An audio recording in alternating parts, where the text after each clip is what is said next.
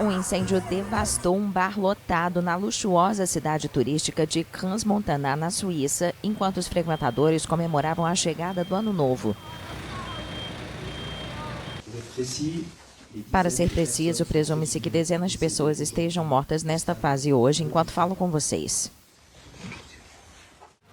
Policiais, bombeiros e equipes de resgate correram para a popular estação de esqui, um dos destinos mais bem classificados da Europa. O incêndio, de origem indeterminada, consumiu um bar popular entre turistas em Valais, no sudoeste da Suíça. Um porta-voz da polícia identificou o bar como Le Constellation, com capacidade para mais de 300 pessoas. Testemunhas relataram uma explosão no local. A imprensa suíça apontou que as chamas podem ter começado com o uso de fogos de artifício durante um show, mas a polícia disse que a causa ainda é desconhecida.